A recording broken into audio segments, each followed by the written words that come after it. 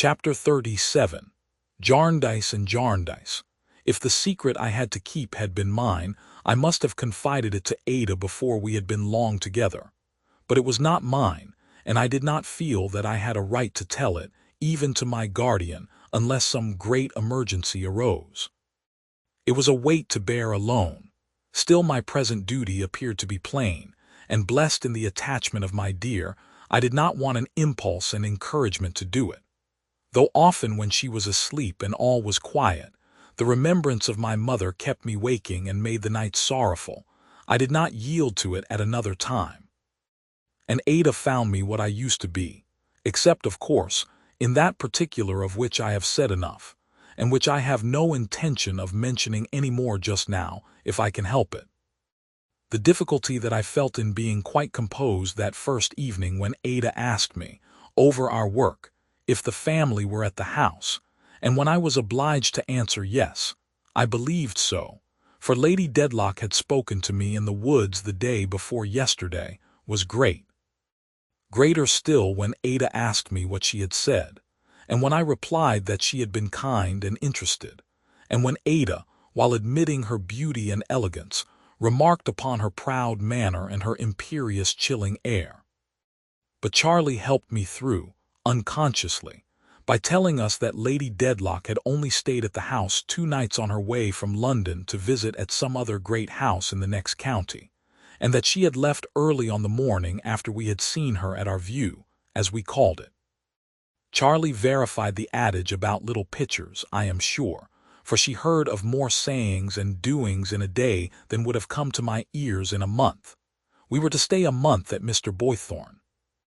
My pet had scarcely been there a bright week, as I recollect the time, when one evening after we had finished helping the gardener in watering his flowers, and just as the candles were lighted, Charlie, appearing with a very important air behind Ada's chair, beckoned me mysteriously out of the room.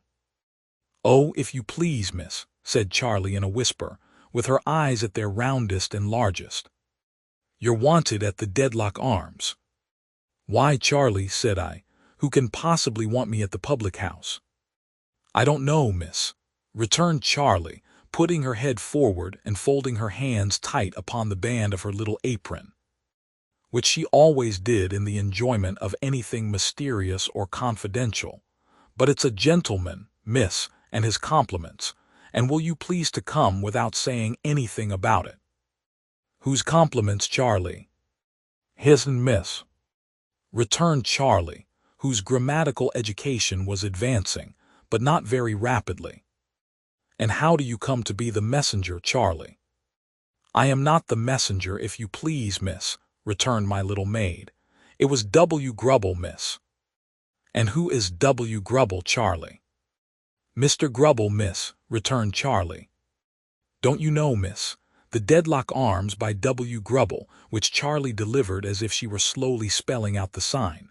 "I, the landlord, Charlie." "Yes, miss.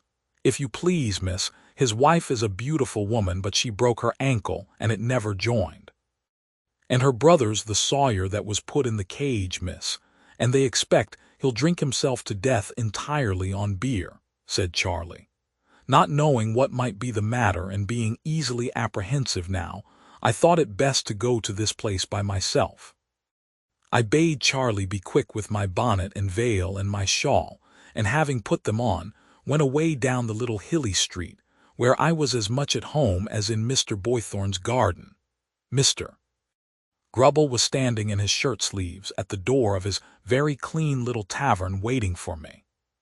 He lifted off his hat with both hands when he saw me coming, and carrying it so, as if it were an iron vessel, it looked as heavy, preceded me along the sanded passage to his best parlor. A neat carpeted room with more plants in it than were quite convenient, a colored print of Queen Caroline, several shells, a good many tea trays, 2 stuffed and dried fish in glass cases, and either a curious egg or a curious pumpkin, but I don't know which, and I doubt if many people did, hanging from his ceiling. I knew Mr. Grubble very well by sight, from his often standing at his door.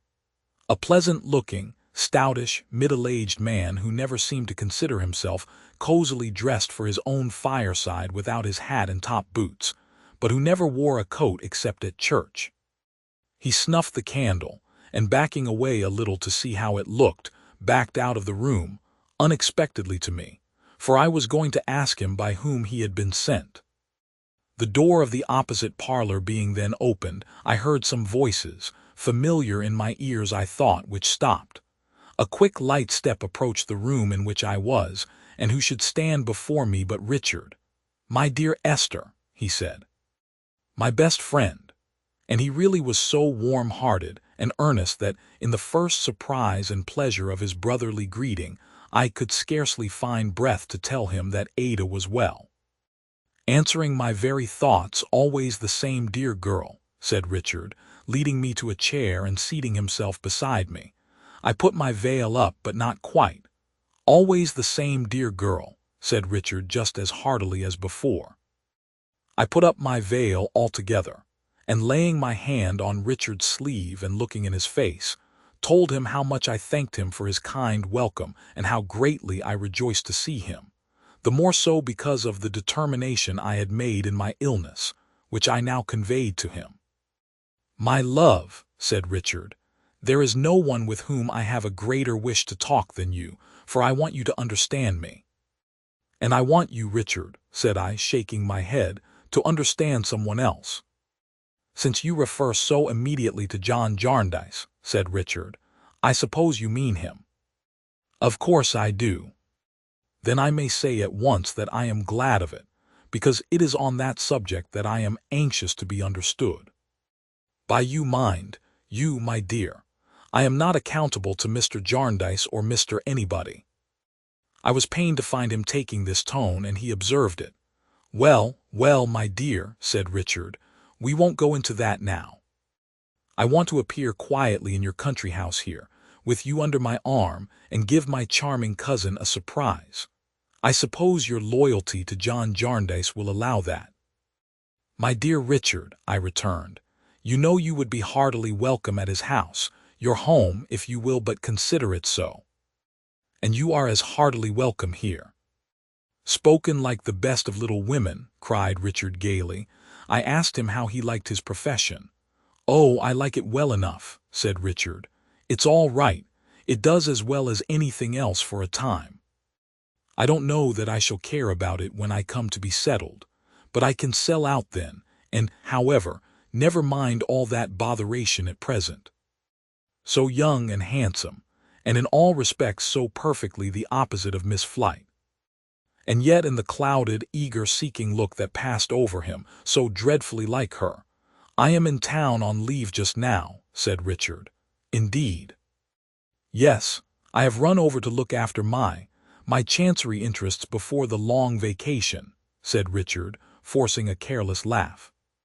"We are beginning to spin along with that old suit at last, I promise you." No wonder that I shook my head. "As you say, it's not a pleasant subject." Richard spoke with the same shade crossing his face as before. "Let it go to the four winds for tonight. Puff, gone, who do you suppose is with me?" Was it Mr. Skimpole's voice I heard? "That's the man. He does me more good than anybody. What a fascinating child it is." I asked Richard if anyone knew of their coming down together. He answered no, nobody. He had been to call upon the dear old infant, so he called Mr. Skimpole, and the dear old infant had told him where we were, and he had told the dear old infant he was bent on coming to see us, and the dear old infant had directly wanted to come too, and so he had brought him.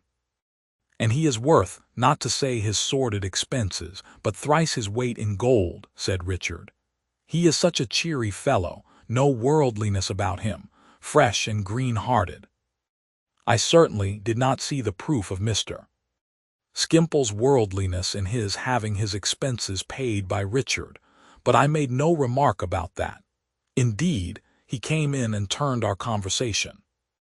He was charmed to see me, said he had been shedding delicious tears of joy and sympathy at intervals for 6 weeks on my account, had never been so happy as in hearing of my progress.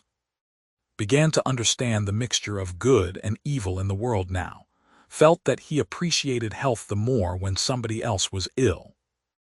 Didn't know but what it might be in the scheme of things that a should squint to make be happier in looking straight, or that C should carry a wooden leg to make D better satisfied with his flesh and blood in a silk stocking.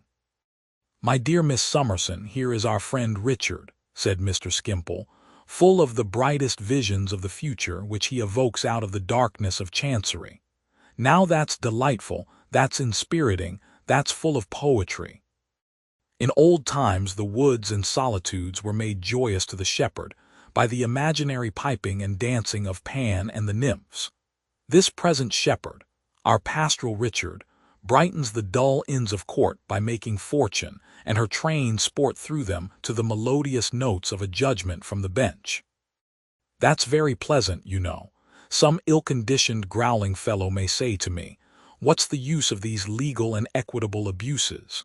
How do you defend them?" I reply, "My growling friend, I don't defend them, but they are very agreeable to me. There is a shepherd, youth, a friend of mine, who transmutes them into something highly fascinating to my simplicity.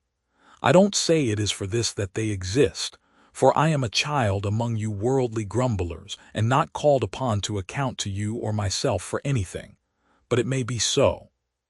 I began seriously to think that Richard could scarcely have found a worse friend than this. It made me uneasy that at such a time when he most required some right principle and purpose, he should have this captivating looseness and putting off of everything, this airy dispensing with all principle and purpose, at his elbow. I thought I could understand how such a nature as my guardian's, experienced in the world and forced to contemplate the miserable evasions and contentions of the family misfortune, found an immense relief in Mr. Skimpole's avowal of his weaknesses and display of guileless candor, but I could not satisfy myself that it was as artless as it seemed, or that it did not serve Mr. Skimpole's idle turn quite as well as any other part and with less trouble. They both walked back with me, and Mr. Skimpole leaving us at the gate, I walked softly in with Richard and said, "Ada, my love, I have brought a gentleman to visit you." It was not difficult to read the blushing, startled face. She loved him dearly, and he knew it, and I knew it. It was a very transparent business, that meeting as cousins only. I almost mistrusted myself as growing quite wicked in my suspicions, but I was not so sure that Richard loved her dearly. He admired her very much. Anyone must have done that, and I dare say would have renewed their youthful engagement with great pride and ardor, but that he knew how she would respect her promise to my guardian. Still I had a tormenting idea that the influence upon him extended even here, that he was postponing his best truth and earnestness in this, as in all things, until Jarndyce and Jarndyce should be off his mind. Ah me! What Richard would have been without that blight, I never shall know now. He told Ada in his most ingenuous way that he had not come to make any secret inroad on the terms she had accepted, rather too implicitly and confidingly, he thought from Mr. Jarndyce, that he had come openly to see her, and to see me, and to justify himself for the present terms on which he stood with Mr. Jarndyce. As the dear old infant would be with us directly, he begged that I would make an appointment for the morning, when he might set himself right through the means of an unreserved conversation with me. I proposed to walk with him in the park at 7 o'clock, and this was arranged. Mr. Skimpole soon afterwards appeared and made us merry for an hour. He particularly requested to see little Coavinses, meaning Charlie, and told her, with a patriarchal air, that he had given her late father all the business in his power, and that if one of her little brothers would make haste to get set up in the same profession, he hoped he should still be able to put a good deal of employment in his way. "For I am constantly being taken in these nets," said Mr. Skimpole, looking beamingly at us over a glass of wine and water, "and am constantly being bilaid out like a boat, or paid off like a ship's company. Somebody always does it for me. I can't do it, you know, for I never have any money, but somebody does it. I get out by somebody's means. I am not like the starling I get out. If you were to ask me who somebody is, upon my word I couldn't tell you. Let us drink to somebody. God bless him. Richard was a little late in the morning, but I had not to wait for him long, and we turned into the park. The air was bright and dewy and the sky without a cloud. The birds sang delightfully. The sparkles in the fern, the grass and trees were exquisite to see. The richness of the woods seemed to have increased 20-fold since yesterday, as if, in the still night when they had looked so massively hushed in sleep, nature, through all the minute details of every wonderful leaf, had been more wakeful than usual for the glory of that day. "This is a lovely place," said Richard, looking round. "None of the jar and discord of lawsuits here." But there was other trouble. "I tell you what, my dear girl," said Richard, "when I get affairs in general settled, I shall come down here, I think, and rest." "Would it not be better to rest now?" I asked. "Oh, as to resting now," said Richard, "or as to doing anything very definite now, that's not easy. In short, it can't be done. I can't do it at least." "Why not?" said I. "You know why not, Esther. If you were living in an unfinished house, liable to have the roof put on or taken off, to be from top to bottom pulled down or built up, tomorrow, next day, next week, next month, next year, you would find it hard to rest or settle. So do I now. There's no now for us suitors." I could almost have believed in the attraction on which my poor little wandering friend had expatiated when I saw again the darkened look of last night. Terrible to think it had in it also a shade of that unfortunate man who had died. "My dear Richard," said I, "this is a bad beginning of our conversation." "I knew you would tell me so, Dame Durden." "And not I alone, dear Richard.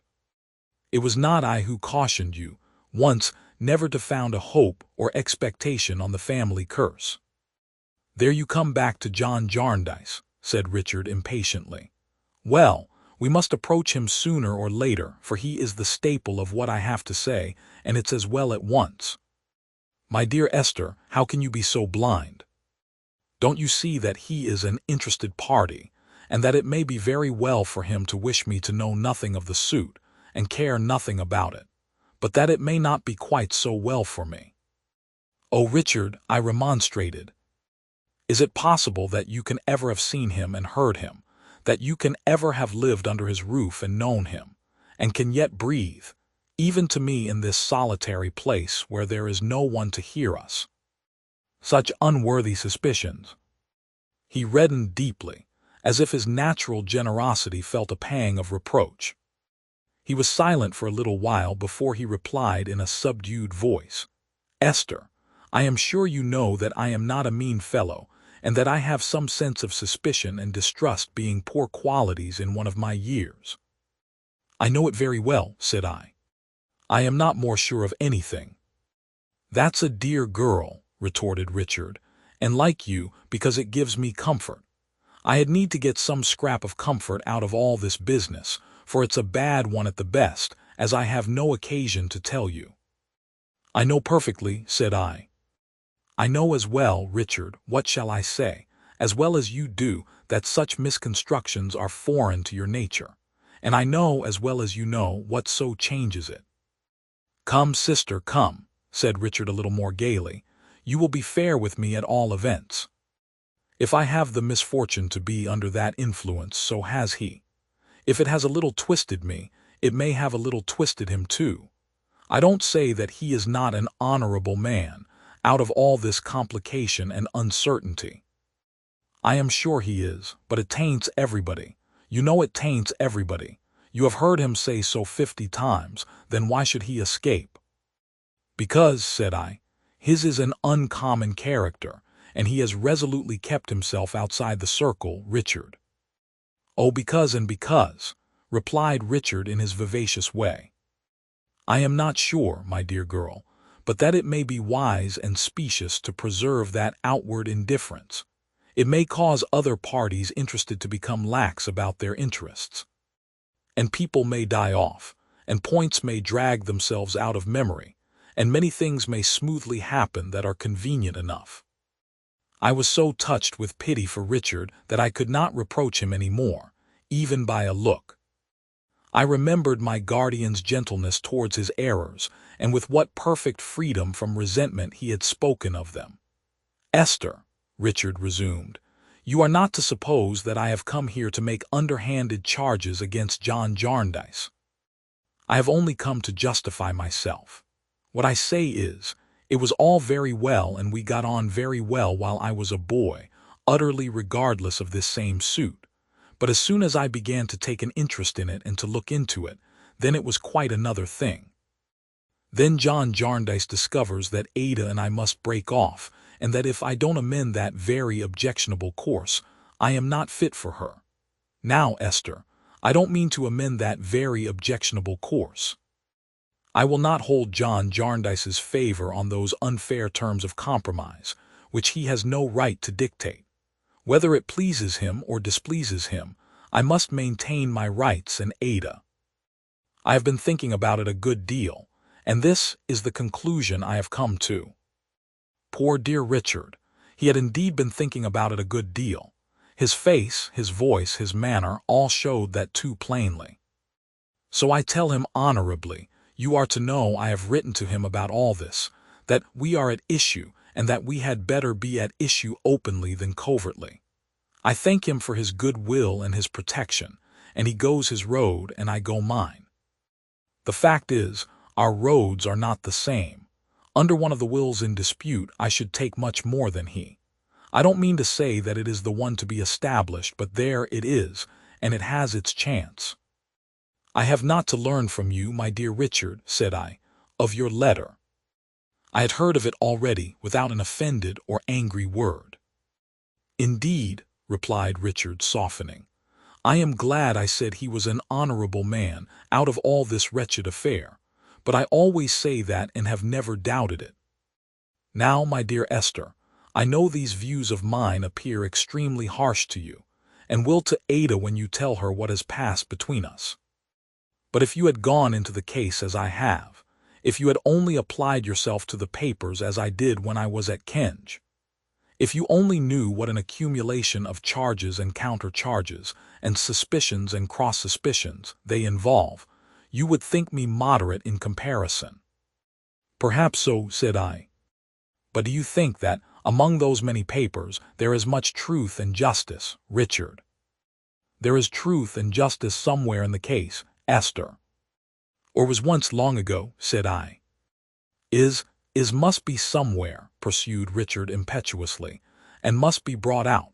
To allow Ada to be made a bribe and hush money of is not the way to bring it out. You say the suit is changing me.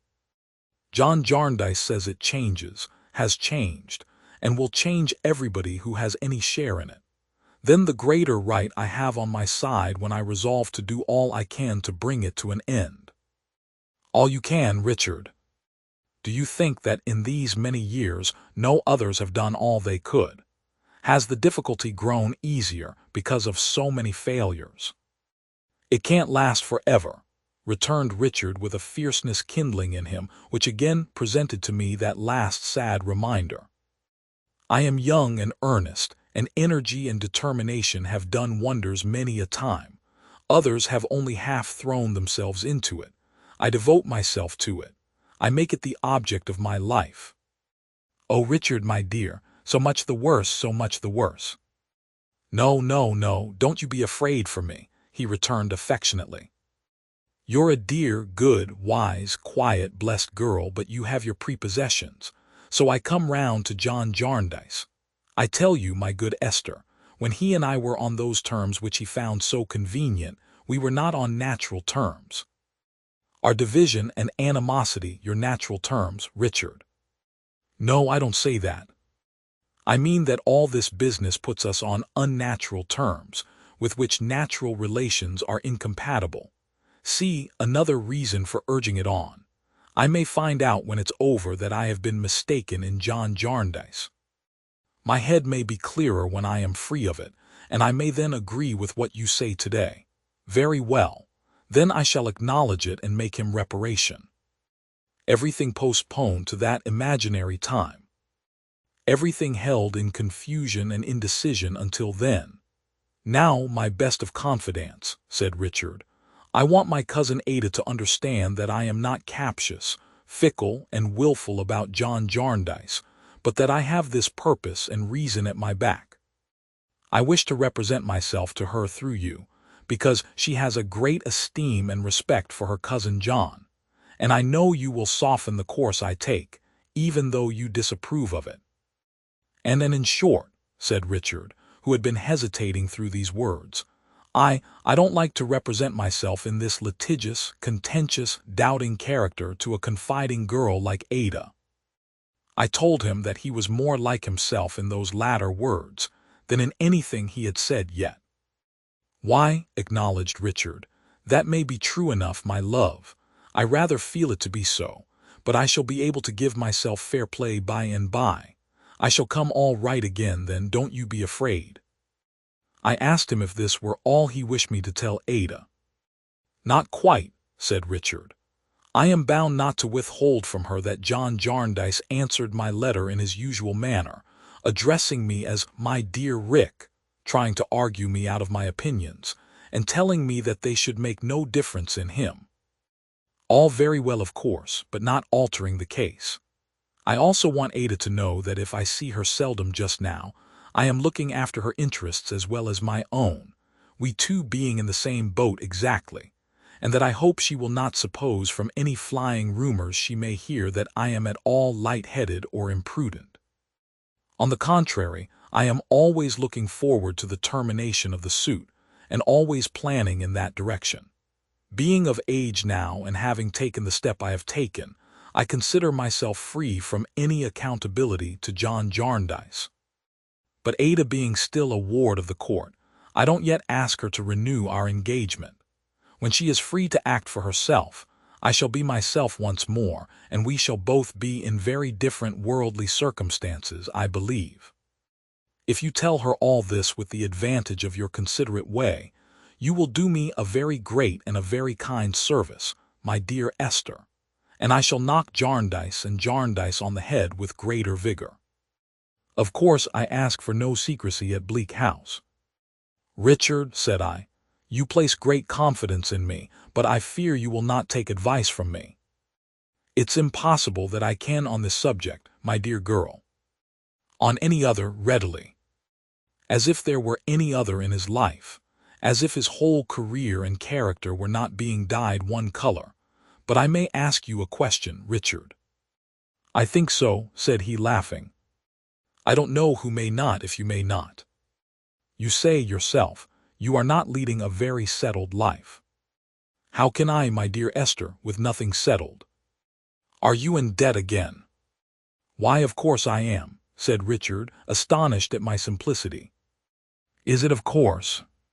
"My dear child, certainly. I can't throw myself into an object so completely without expense. You forget, or perhaps you don't know, that under either of the wills Ada and I take something. It's only a question between the larger sum and the smaller. I shall be within the mark any way. Bless your heart, my excellent girl," said Richard, quite amused with me, "I shall be all right. I shall pull through, my dear." I felt so deeply sensible of the danger in which he stood that I tried, in Ada's name, in my guardian, in my own, by every fervent means that I could think of, to warn him of it and to show him some of his mistakes. He received everything I said with patience and gentleness, but it all rebounded from him without taking the least effect. I could not wonder at this after the reception his preoccupied mind had given to my guardian's letter, but I determined to try Ada's influence yet. So when our walk brought us round to the village again, and I went home to breakfast, I prepared Ada for the account I was going to give her, and told her exactly what reason we had to dread that Richard was losing himself and scattering his whole life to the winds. It made her very unhappy, of course, though she had a far, far greater reliance on his correcting his errors than I could have, which was so natural and loving in my dear, and she presently wrote him this little letter. "My dearest cousin, Esther has told me all you said to her this morning. I write this to repeat most earnestly for myself all that she said to you, and to let you know how sure I am that you will sooner or later find our cousin John a pattern of truth, sincerity, and goodness, when you will deeply, deeply grieve to have done him, without intending it, so much wrong. I do not quite know how to write what I wish to say next, but I trust you will understand it as I mean it.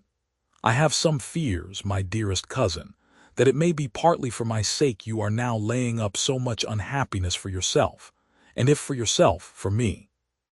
In case this should be so, or in case you should entertain much thought of me in what you are doing, I most earnestly entreat and beg you to desist. You can do nothing for my sake that will make me half so happy as for ever turning your back upon the shadow in which we both were born. Do not be angry with me for saying this. Pray, pray, dear Richard, for my sake and for your own, and in a natural repugnance for that source of trouble which had its share in making us both orphans when we were very young, pray, pray, let it go forever. We have reason to know by this time that there is no good in it and no hope, that there is nothing to be got from it but sorrow. My dearest cousin, it is needless for me to say that you are quite free, and that it is very likely you may find someone whom you will love much better than your first fancy. I am quite sure, if you will let me say so, that the object of your choice would greatly prefer to follow your fortunes far and wide, however moderate or poor, and see you happy, doing your duty and pursuing your chosen way, than to have the hope of being, or even to be, very rich with you. If such a thing were possible, at the cost of dragging years of procrastination and anxiety, and of your indifference to other aims. You may wonder at my saying this so confidently with so little knowledge or experience, but I know it for a certainty from my own heart. Ever, my dearest cousin, your most affectionate Ada. This note brought Richard to us very soon, but it made little change in him, if any. We would fairly try, he said, who was right and who was wrong. He would show us. We should see. He was animated and glowing, as if Ada's tenderness had gratified him, but I could only hope, with a sigh, that the letter might have some stronger effect upon his mind on reperusal than it assuredly had then. As they were to remain with us that day, and had taken their places to return by the coach next morning, I sought an opportunity of speaking to Mr. Skimpole. Our out-of-door life easily threw one in my way, and I delicately said that there was a responsibility in encouraging Richard. Responsibility, my dear Miss Summerson, he repeated, catching at the word with the pleasantest smile. I am the last man in the world for such a thing. I never was responsible in my life. I can't be. I am afraid everybody is obliged to be, said I timidly enough, he being so much older and more clever than I. No, really, said Mr. Skimpole, receiving this new light with a most agreeable jocularity of surprise. But every man's not obliged to be solvent. I am not. I never was. See, my dear Miss Summerson, he took a handful of loose silver and halfpence from his pocket, there's so much money. I have not an idea how much. I have not the power of counting. Call it 4 and 9pence, call it £4.9. They tell me I owe more than that. I dare say I do. I dare say I owe as much as good-natured people will let me owe. If they don't stop, why should I? There you have Harold Skimpole in little. If that's responsibility, I am responsible. The perfect ease of manner with which he put the money up again, and looked at me with a smile on his refined face, as if he had been mentioning a curious little fact about somebody else, almost made me feel as if he really had nothing to do with it. Now, when you mention responsibility, he resumed, I am disposed to say that I never had the happiness of knowing anyone whom I should consider so refreshingly responsible as yourself. You appear to me to be the very touchstone of responsibility. When I see you, my dear Miss Summerson, intent upon the perfect working of the whole little orderly system of which you are the center, I feel inclined to say to myself, in fact I do say to myself very often, that's responsibility. It was difficult after this to explain what I meant. But I persisted so far as to say that we all hoped he would check, and not confirm Richard in the sanguine views he entertained just then. "Most willingly," he retorted, "if I could. But my dear Miss Summerson, I have no art, no disguise. If he takes me by the hand and leads me through Westminster Hall in an airy procession after fortune, I must go. If he says, 'Skimpole, join the dance,' I must join it. Common sense wouldn't, I know, but I have no common sense." "It was very unfortunate for Richard," I said. "Do you think so?" returned Mr. Skimpole. "Don't say that, don't say that. Let us suppose him keeping company with common sense. An excellent man, a good deal wrinkled, dreadfully practical, change for a 10-pound note in every pocket, ruled account book in his hand, say, upon the whole, resembling a tax-gatherer. Our dear Richard, sanguine, ardent, overleaping obstacles, bursting with poetry like a young bud, says to this highly respectable companion, 'I see a golden prospect before me. It's very bright, it's very beautiful, it's very joyous. Here I go, bounding over the landscape to come at it.' The respectable companion instantly knocks him down with the ruled account book, tells him in a literal, prosaic way that he sees no such thing, shows him it's nothing but fees, fraud, horsehair wigs, and black gowns. Now you know that's a painful change, sensible in the last degree, I have no doubt, but disagreeable. I can't do it. I haven't got the ruled account book. I have none of the tax-gathering elements in my composition. I am not at all respectable, and I don't want to be. Odd perhaps, but so it is." It was idle to say more, so I proposed that we should join Ada and Richard, who were a little in advance, and I gave up Mr. Skimpole in despair. He had been over the hall in the course of the morning, and whimsically described the family pictures as we walked. There were such portentous shepherdesses among the ladies deadlocked dead and gone, he told us, that peaceful crooks became weapons of assault in their hands. They tended their flocks severely in buckram and powder, and put their sticking plaster patches on to terrify commoners, as the chiefs of some other tribes put on their war paint. There was a Sir Somebody Dedlock, with a battle, a sprung mine, volumes of smoke, flashes of lightning, a town on fire, and a stormed fort, all in full action between his horse's 2 hind legs, showing, he supposed, how little a Dedlock made of such trifles. The whole race he represented as having evidently been, in life, what he called stuffed people, a large collection, glassy-eyed, set up in the most approved manner on their various twigs and perches, very correct, perfectly free from animation, and always in glass cases. I was not so easy now during any reference to the name, but that I felt it a relief when Richard, with an exclamation of surprise, hurried away to meet a stranger whom he first descried coming slowly towards us. "Dear me," said Mr. Skimpole, "V. Holes." We asked if that were a friend of Richard. "Friend and legal adviser," said Mr. Skimpole. "Now, my dear Miss Summerson, if you want common sense, responsibility, and respectability, all united, if you want an exemplary man, V. Holes is the man." We had not known, we said, that Richard was assisted by any gentleman of that name. "When he emerged from legal infancy," returned Mr. Skimpole, "he parted from our conversational friend Kenge and took up, I believe, with V. Holes. Indeed, I know he did, because I introduced him to V. Holes." "Had you known him long?" asked Ada. "V. Holes? My dear Miss Clare, I had had that kind of acquaintance with him which I have had with several gentlemen of his profession.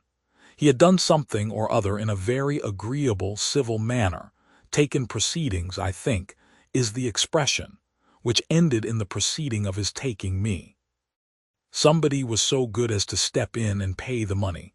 Something and fourpence was the amount. I forget the pounds and shillings, but I know it ended with fourpence, because it struck me at the time as being so odd that I could owe anybody fourpence, and after that I brought them together.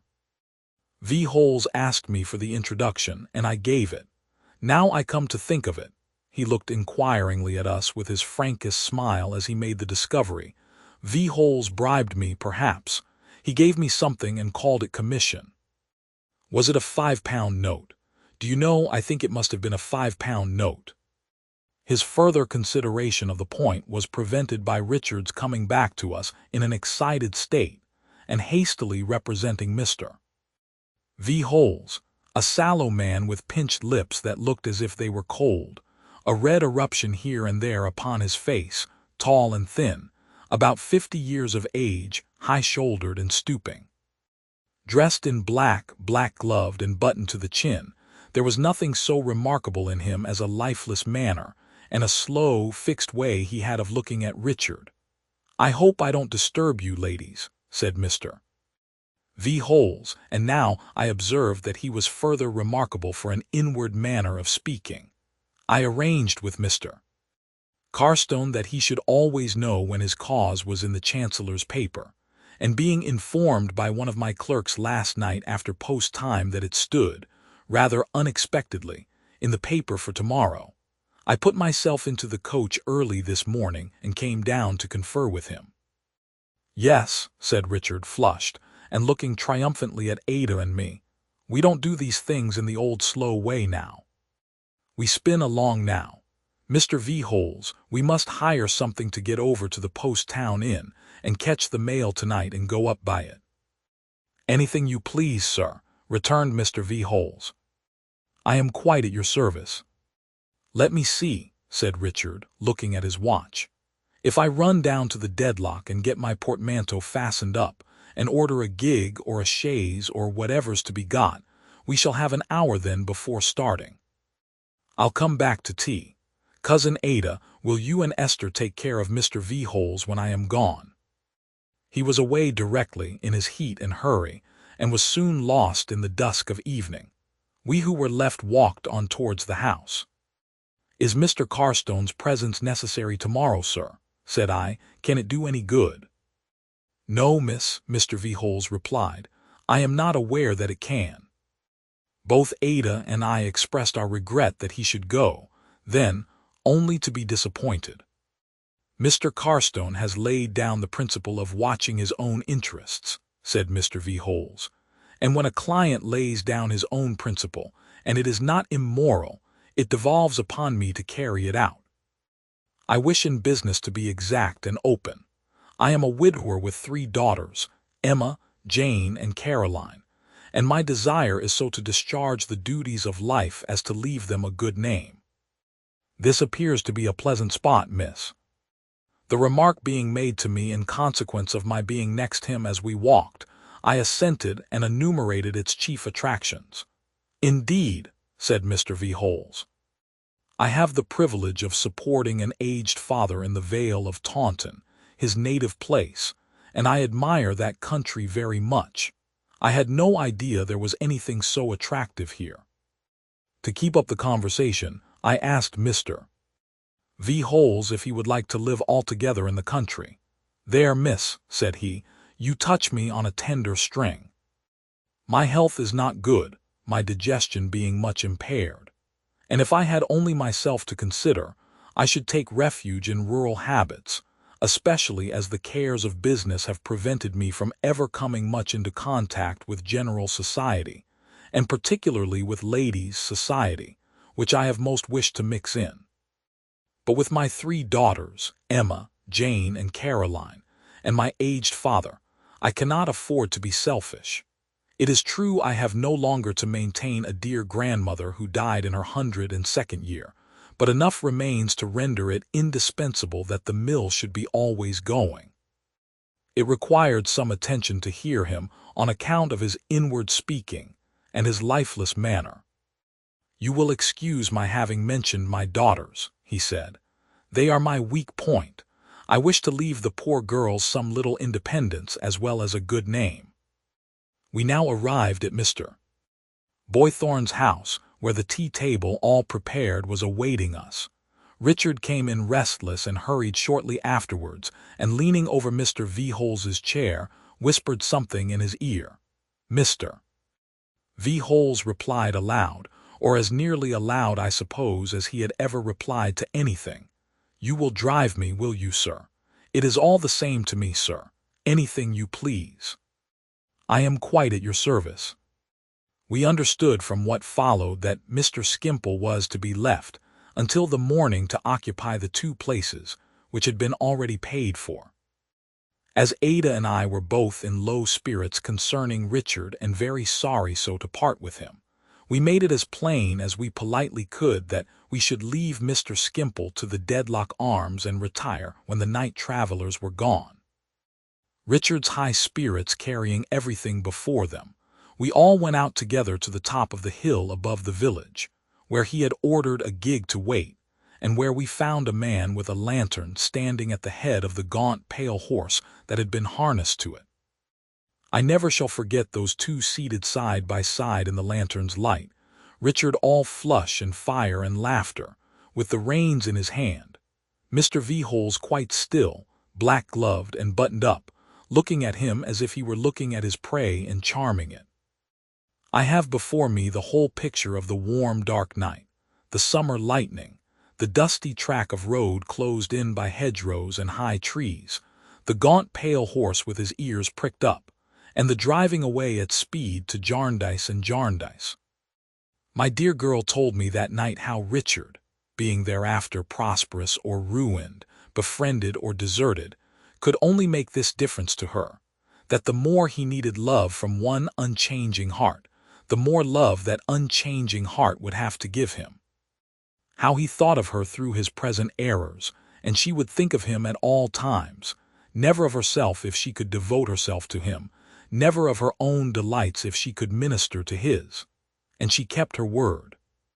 I look along the road before me, where the distance already shortens and the journey's end is growing visible, and true and good above the dead sea of the Chancery suit and all the ashy fruit it cast ashore, I think I see my darling,